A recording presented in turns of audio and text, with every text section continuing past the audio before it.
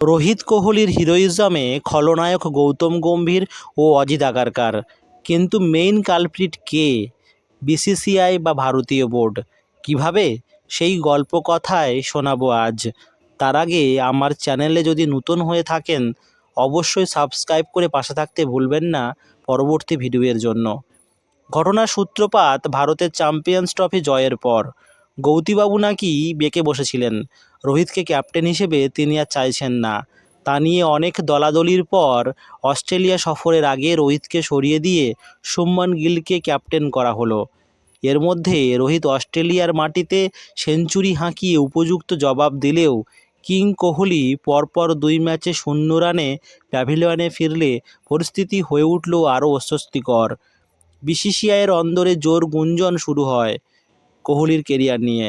শুরু হয় কাটাছাড়া, লক্ষ্য নতুন প্রতিভার সন্ধান। পরের উত্তরগুলো আমাদের সব্বার জানা। কোহলি টানা পরপর 5টি ওডিআইতে 50+ স্কোর করেছেন, কিন্তু কিছু প্রশ্ন এখনও রয়ে গেছে যার উত্তর আজও মেলেনি। যেমন 1, গিল কেন ক্যাপ্টেন? শুধু ধারাবাহিকতা আর ইয়ং ট্যালেন্ট যদি বিবেচ্য বিষয় হয়ে থাকে তাহলে শ্রেয়স আইয়ার কেন নয়?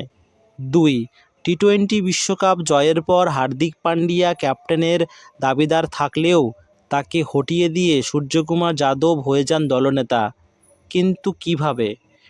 কেন হন তিনি? 3, নিউজিল্যান্ডের কাছে দ্বিতীয় ম্যাচ হারের পর নিশানায় রোহিত কোহলি জুটি, কারণ তারা ম্যাচে ব্যর্থ। তাদের সংগ্রহ মোটে 24 ও 23। প্রশ্ন হলো, তারা রান না করলে দলের রান তোলা ক্রমশ কঠিন হচ্ছে। তা সত্ত্বেও তারা কিভাবে 2027-এর ওয়ার্ল্ড কাপে অনিশ্চিত? 4, রোহিত যদি 2027-এর ওয়ার্ল্ড কাপে ক্যাপ্টেন্সি করার সুযোগ পেতেন ভারতের আখেরে কী ক্ষতি হতো তা স্পষ্ট করেনি কেন ভারতীয় বোর্ড?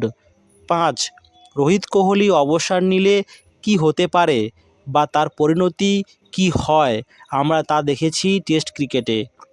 ওডিআইতেও এমন ভরাডুবি হলে রোহিত কোহলির বিকল্প কোথায়?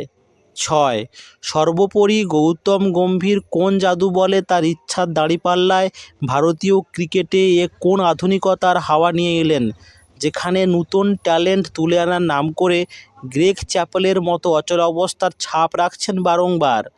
তা বিসিসিআই চুপচাপ হজম করছে কেন? প্রশ্ন অনেক, উত্তরগুলো আজও অধরা। এখন এ পর্যন্তই। দেখা হচ্ছে পরের ভিডিওতে। Till then, tata.